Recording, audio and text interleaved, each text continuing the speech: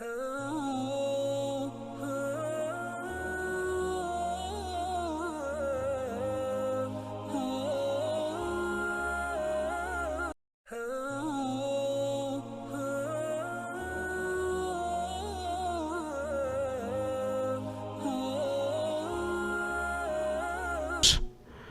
لوگ جو اپنے آپ کو راہ سلوک کا مسافر سمجھتے ہیں اور اپنی تربیت کے لیے فکر مند رہتے ہیں، ان کی اور اپنی اصلاح کے لیے چند باتیں یہاں کی جائیں گی۔ اللہ تبارک و تعالی اخلاص کا وضو عطا فرمائے، نیتوں اور ارادوں کو پاکیزگی نصیب فرمائے، اور اس ماہ مبارک کی ساری برکات اور اس کے ثمرات اور اس کی روحانیت سے ہم سب کو فیض یاب فرمائے۔ اہل ایمان کا یہ شیوہ ہے کہ وہ اپنے رب سے شدید محبت کرتے ہیں۔ قرآن حکیم میں اللہ تعالیٰ نے فرمایا ہے کہ والذین آمنوا اشد حبا للہ، فرمایا وہ لوگ جو ایمان لائے وہ اپنے رب سے شدید محبت کرتے ہیں۔ وہ جب اپنے رب کی نعمتوں کو یاد کرتے ہیں، جب وہ اپنے مالک کے احسانات کا تصور کرتے ہیں، جب وہ اپنے رب کے بے پایا کرم کی طرف دیکھتے ہیں تو اپنے مالک سے شدید محبت کرتے ہیں، اور جب وہ اپنے مالک سے اس قدر زیادہ بڑھ کے محبت کرتے ہیں تو پھر وہ ان سب تقاضوں کو پورا کرنا چاہتے ہیں، ان سب چیزوں کی طرف بڑھنا چاہتے ہیں جو انہیں اللہ تبارک و تعالیٰ کی محبت کی طرف لے کر کے جاتی ہے۔ اللہ تبارک و تعالیٰ چونکہ اپنے بندوں کی طلب سے آگاہ ہے، اپنے بندوں کی پیاس کو جانتا ہے، ان کے دلوں میں اس کی طرف بڑھنے کا جو جذبہ ہے، اس جذبے سے مالک پوری طرح نہ صرف آگاہ ہے بلکہ اپنے کرم سے اس کی تسکین بھی فرماتا ہے۔ تو اللہ تبارک و تعالیٰ نے وہ سارے راستے ہمیں عطا فرمائے جو رب کریم کی محبت کی طرف ہمیں لے جاتے ہیں اور اس کی محبت کی لذت ہمارے دلوں کے اندر پیدا کرتے ہیں۔ جب اہل ایمان اللہ سے بڑھ چڑھ کے محبت کریں اور اپنے مالک کی طرف وہ سب سے زیادہ اپنے قدموں کو، اپنے دلوں کو، اپنی توجہ کو بڑھائیں، تو انہیں کچھ کام ایسے ہیں جو زیادہ کرنے چاہیے۔ ان کاموں میں سے ایک بڑا کام یہ ہے کہ وہ اپنے رب کی عبادت کریں۔ عبادت تو رب کے ہر حکم کو تسلیم کر لینے کا نام ہے، لیکن ہمارے ہاں عبادت کا تصور اکثر نماز کے لیے لیا جاتا ہے۔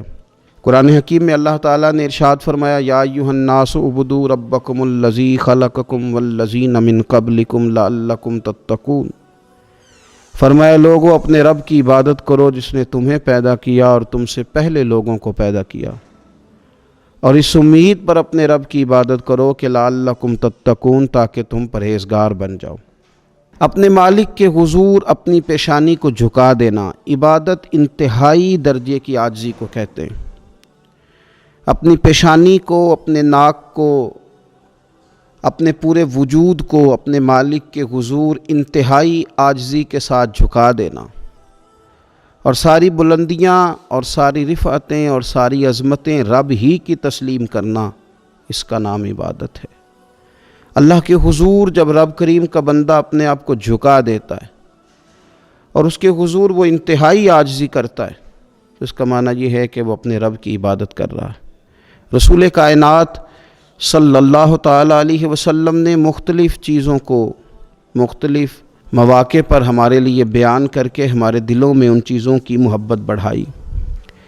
اس رمضان المبارک میں خاص کر کے ہمیں ان چیزوں پر توجہ کرنی ہے۔ میری نظر میں وہ 4 چیزیں ہیں، اگرچہ ان کو اور بھی بہت ساری چیزوں پر تقسیم کیا جا سکتا ہے، اور بھی کئی چیزیں اس میں شامل کی جا سکتی ہیں، لیکن اہم چیزیں 4۔ ایک تو نماز کا پڑھنا، نوافل کا پڑھنا، رات کو قیام کرنا، سحری کے لیے تو اٹھنا ہی ہے، تو اٹھتے وقت تہجد کی نماز کو اہمیت دینا، نماز تراویح کو ذرا شوق کے ساتھ ادا کرنا، نفل کا قیام کرنا، عبادت کے لیے اپنے آپ کو تیار کرنا، اور دوسرے نمبر پر قرآن حکیم کی تلاوت کو ذوق شوق کے ساتھ کرنا، اپنا محبت کا، پیار کا رشتہ قرآن پاک کے ساتھ مضبوط کرنا، اور تیسرا کثرت کے ساتھ استغفار پڑھنا، اپنے مالک سے اپنے گناہوں کی معافی مانگنا، آئندہ گناہ نہ کرنے کا عہد کرنا، اور چوتھا دعائیں مانگنا۔ یہ 4 چیزیں اگر تھوڑی توجہ کے ساتھ اس ماہ مقدس میں روزانہ کے معاملات میں شامل کر لی جائیں، نماز، تلاوت قرآن مجید، استغفار اور دعا۔ آپ دیکھیے کہ نبی کریم صلی اللہ تعالیٰ علیہ وآلہ وسلم نماز کے اندر محو رہنے کو پسند کرتے تھے۔ حضور نماز کے اندر شامل رہنے کو اور نماز کو بار بار ادا کرنے کو پسند کرتے تھے۔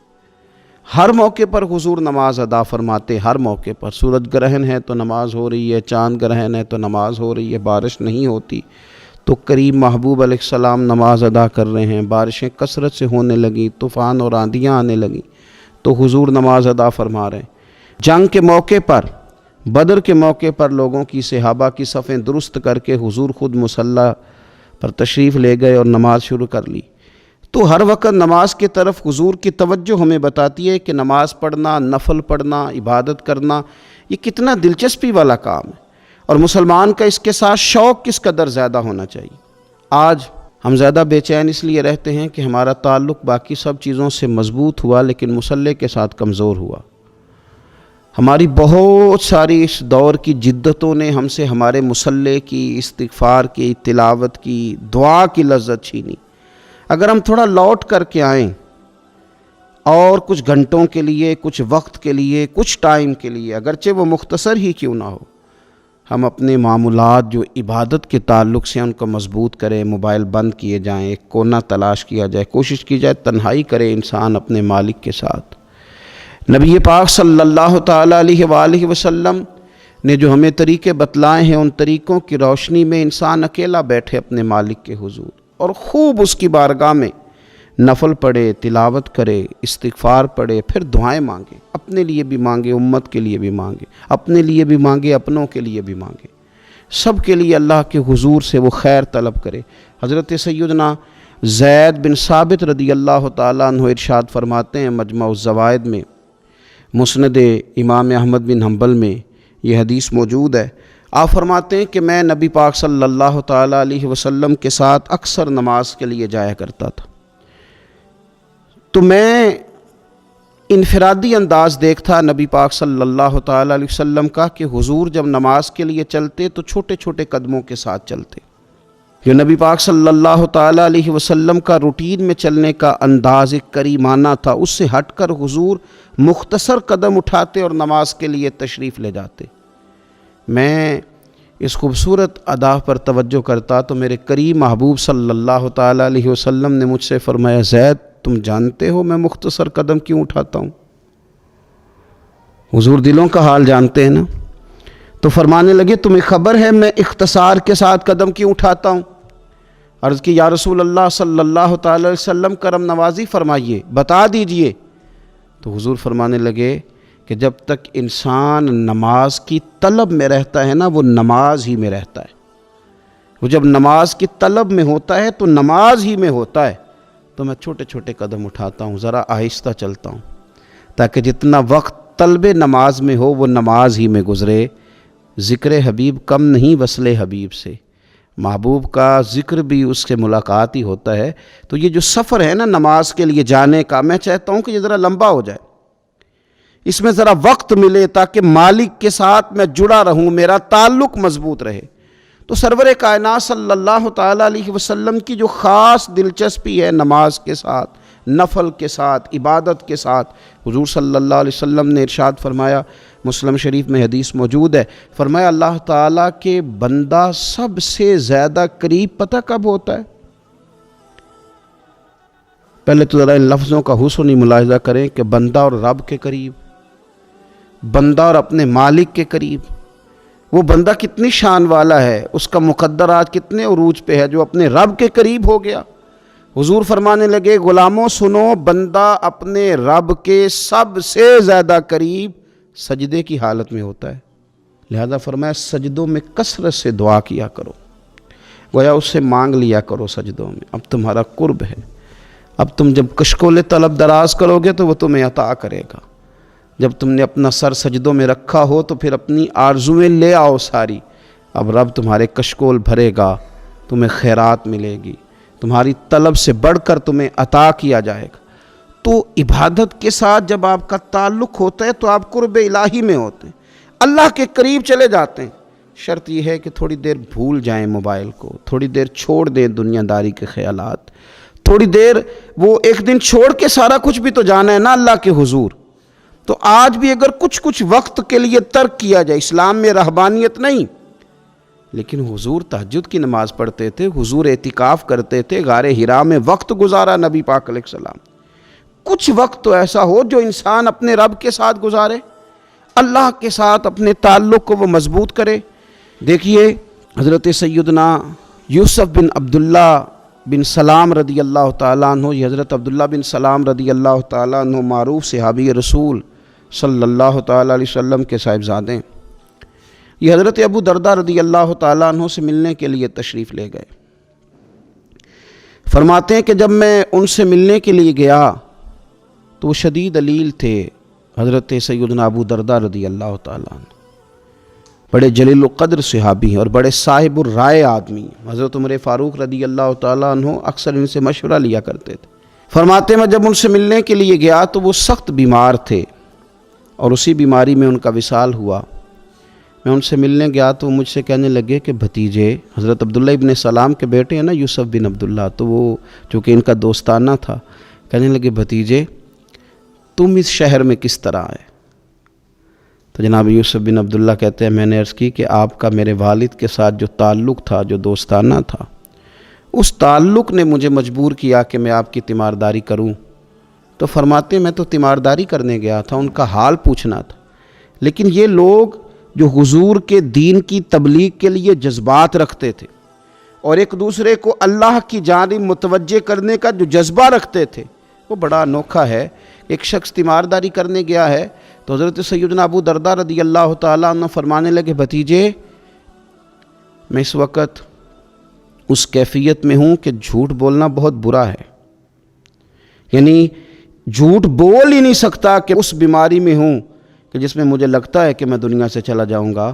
فرمانے لگے اللہ کی قسم میں نے خود رسول پاک صلی اللہ علیہ وسلم سے سنا ہے کہ جو شخص اچھے طریقے سے وضو کرے، وہ تیمارداری کرنے آئے اور یہ ان کو نماز کی طرف، عبادت کی طرف مائل کر رہے ہیں۔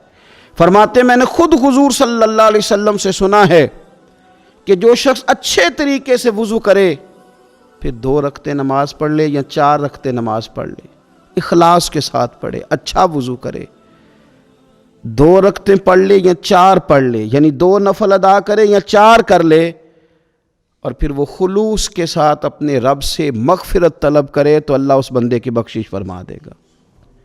یہ میں نے سنا ہے حضور سے، یہ میں نے خود سنا ہے۔ مرض وصال میں سیدنا ابو درداء رضی اللہ تعالیٰ عنہ اس کو بیان کرتے ہیں۔ تو رمضان المبارک کے اندر ہمیں موقع ملتا ہے نماز پڑھنے کا، نماز تراویح کا، رات کے قیام کا موقع میسر آتا ہے۔ ایک تو عشاء کے بعد موقع ملا تراویح پڑھنے کے، ایک یہ کہ ہم کو سحری میں اٹھنا ہے، اور تہجد کی وہ خاص فضیلتیں جو عام دنوں میں کئی دفعہ مشکل ہوتی ہیں، وہ اٹھنا تو ہے۔ اگر تھوڑا سا 10 منٹ پہلے اٹھا جائے، وضو کیا جائے، اچھے طریقے سے کچھ نوافل ادا کر لیے جائیں، پھر سحری کے معاملات میں مشغول ہوا جائے۔ نبی پاک صلی اللہ تعالیٰ علیہ وآلہ وسلم ارشاد فرماتے ہیں، یہ ترمذی شریف کی حدیث ہے، حضور علیہ الصلوۃ والسلام نے ارشاد فرمایا کہ رات کا قیام اپنے اوپر لازم کر لو۔ اگرچہ یہ لازم کرنا یہ استحبابی حکم ہے، حضور صلی اللہ تعالی علیہ وسلم نے اسے فرض قرار نہیں دیا، لیکن حضور شوق دلاتے ہیں۔ فرمایا رات کا قیام، رات کا قیام، ساون کی کالی راتوں میں جب بوندا باندی ہوتی ہے، وہ راتوں کو اٹھ روتے ہیں جب خلقت ساری سوتی ہے۔ اور حضرت میاں صاحب رحمۃ اللہ علیہ نے فرمایا تھا کہ رات پوے تے بے دردانو نیند پیاری آوے تے درد مندانو یاد سجن دی ستیاں وی آن جگاوے۔ فرمایا رات کا قیام، حضور سید عالم صلی اللہ تعالی علیہ وسلم فرماتے ہیں رات کا قیام اپنے اوپر لازم کر لو، اس لیے کہ یہ رات کا قیام تم سے پہلے نیک لوگوں کا طریقہ ہے، اور یہ تمہارے لیے قرب خداوندی کا باعث ہے، یہ تمہیں اللہ کے قریب کر دے گا۔ اور حضور صلی اللہ تعالیٰ علیہ وسلم فرمانے لگے یہ رات کا قیام تمہاری برائیوں کو مٹا دے گا اور یہ تمہیں گناہوں سے روک لے گا، گویا رب کریم تمہیں معافی عطا فرمائے گا، یہ تمہارے لیے بخشش کا ذریعہ بن جائے گا۔ یہ برائیوں کو مٹانے والا ہے رات کا قیام، یہ گناہوں سے روکنے والا ہے رات کا قیام۔ تو نماز کی طرف خاص توجہ کریں۔ اسی طرح کا معاملہ تھوڑا سا ہمیں ذوق کے ساتھ قرآن پاک کی تلاوت کے ساتھ اپنے آپ کو وابستہ کرنا چاہیے۔ بہقی شریف میں حدیث ہے، نبی پاک صلی اللہ تعالیٰ علیہ وسلم نے فرمایا میری امت کی سب سے افضل عبادت تلاوت قرآن ہے، سب سے افضل عبادت تلاوت قرآن۔ اور حضور صلی اللہ تعالیٰ علیہ وسلم فرماتے ہیں قیامت کے دن قرآن پڑھنے والے سے کہا جائے گا تو پڑھ، تو جتنی آیتیں پڑھتا جائے گا رب تیرے اتنے ہی درجے بلند کرتا جائے گا۔ تلاوت قرآن کے ساتھ خاص ذوق۔ رمضان شریف کے اندر گھروں کے اندر اگر قرآن پاک کی تلاوت کی جائے، ہم دیکھتے تھے جب دیہاتوں میں ہوتے تھے تو گھر کے اندر بڑا ذوق ہوتا تھا قرآن پاک کی تلاوت کا۔ بہن بھائی ایک دوسرے سے پوچھتے تھے تیرا کون سا سپارہ ہے، تو وہ کہتے تھے میں کیوں بتاؤں، تو بتا تیرا کون سا ہے۔ کیوں؟ اس لیے کہ ایک شوق ہوتا تھا کہ ایک دوسرے سے آگے بڑھنا۔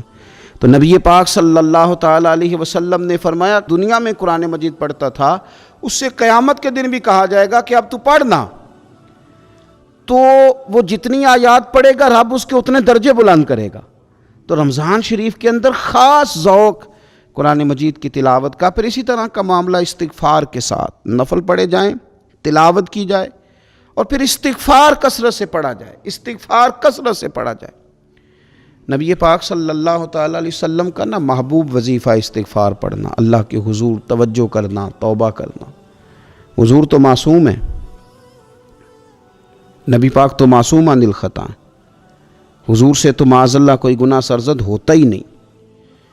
اور انبیاء کے بارے میں جو کوئی ایسے نظریات رکھے وہ گمراہ ہے، لیکن حضور صلی اللہ تعالیٰ علیہ وسلم نے فرمایا لوگو، یہ بخاری مسلم میں حدیث ہے، فرمایا لوگو اللہ تبارک و تعالیٰ کی بارگاہ میں توبہ کرو، بخشش طلب کرو۔ حضور فرماتے ہیں میں دن میں 100 مرتبہ اپنے رب کی بارگاہ میں توبہ کرتا ہوں۔ حضور تو معصوم ہے۔ یہ توبہ کس لیے ہے؟ یہ تعلیم امت کے لیے، یہ ہمیں سمجھانے کے لیے، یہ ہماری توجہ دلانے کے لیے، یہ بتانے کے لیے ہے کہ یہ استغفار درجات کو بلند کرتا ہے۔ اللہ کی طرف رجوع کرنے کے لیے کثرت کے ساتھ استغفار کی جائے، اپنے رب سے معافی مانگی جائے۔ ہم انسان ہیں، کچھ غلطیاں نہ چاہتے ہوئے بھی ہو جاتی ہیں، بہت کوشش کے باوجود کچھ چیزوں پر کنٹرول نہیں رکھ پاتے، ہم سے سرزد ہو جاتی ہیں۔ رمضان کی ساعتوں میں، صبحوں میں، شاموں میں، سحری میں، افطار میں، تراویح میں، تہجد میں اگر اللہ کے حضور استغفار کی جائے، اللہ کے حضور استغفار کی جائے۔ مسند امام احمد بن حنبل میں حدیث ہے، حضور صلی اللہ تعالیٰ علیہ وسلم فرماتے ہیں، اور یہ حدیث اتنی زیادہ انسان کو خوشی دیتی ہے اور رب کی رحمت کو بندے کے اتنا قریب کر دیتی ہے، اتنا اللہ کے قریب کر دیتی ہے کہ انسان جھوم اٹھتا ہے۔ کبھی اس حدیث کے جملوں پر غور کریں، نبی پاک صلی اللہ تعالیٰ علیہ وآلہ وسلم کس طرح رب کی رحمت ہمارے سامنے بیان کرتے ہیں، اور جب حضور اپنی زبان نور سے بیان کرتے ہیں پھر تو یوں لگتا ہے کہ روح کی گہرائیوں تک بات چلی گئی۔ حضور سید عالم صلی اللہ تعالیٰ علیہ وسلم فرماتے ہیں شیطان نے رب کریم کی بارگاہ میں یہ کہا تھا کہ اے مالک مجھے تیری عزت کی قسم، جب تک ان لوگوں کے جسموں میں روح رہے گی میں انہیں گمراہ کرتا رہوں گا۔ جب اللہ نے اسے کہا نا کہ تو نکل جا، تو مردود ہے، تو اس نے کہا مجھے تیری عزت کی قسم، جب تک ان کے جسموں میں روح باقی ہے میں انہیں گمراہ کرتا رہوں گا۔ تو میرے کریم محبوب علیہ السلام، مدینے والے پیارے حبیب علیہ السلام فرماتے ہیں، رب کریم نے فرمایا سن و ابلیس، اگر تو یہ قسم اٹھاتا ہے کہ تو جب تک ان کے جسموں میں روح ہے انہیں گمراہ کرتا رہے گا، تو پھر مجھے بھی اپنے عزت اور جلال کی قسم، یہ جب تک مجھ سے معافی مانگتے رہیں گے میں انہیں معاف کرتا رہوں گا، میں بھی انہیں معاف کرتا رہوں گا، یہ جب جب مجھ سے بخشش مانگیں گے، جب جب مجھ سے بخشش مانگیں گے۔ اس یہاں سے کبھی ہم نے کنارہ نہ کیا، اور تو نے بھی تو دل آزردہ ہمارا نہ کیا، ہم نے تو جہنم کی بہت کی تدبیر، پر میرے مولا تیری رحمت نے گوارا نہ کیا۔ تو کثرت کے ساتھ استغفار رمضان میں کیا جائے، اللہ کے حضور معافیاں مانگی جائیں، اور میں تو کہتا ہوں اپنے لیے بھی مانگی جائیں، دوسروں کے لیے بھی مانگی جائیں۔ استغفار سے وہ مان جاتا ہے۔ اور پھر سب سے زیادہ جس چیز پر توجہ دینے کی ضرورت ہے وہ ہے عبادت کا مغز، یعنی دعا۔ میں اکثر کہتا رہتا ہوں کہ ہمارے ڈاکٹر ہمیں یہ کہتے ہیں کہ تمہارے دلوں میں کچھ دکھ ہیں وہ کہہ دو تو تمہاری بیماریاں ہلکی ہو جائیں گی، دل کے بوجھ اتار دو۔ تم کہہ دو کسی سے اپنے غم تاکہ تمہارے دل ہلکے ہو جائیں۔ اب کچھ غم بڑے ذاتی قسم کے ہیں، بندہ کسی سے کہہ ہی نہیں سکتا، بڑی نجی قسم کے کچھ دکھ ہیں، کسی سے کیسے بیان کرے؟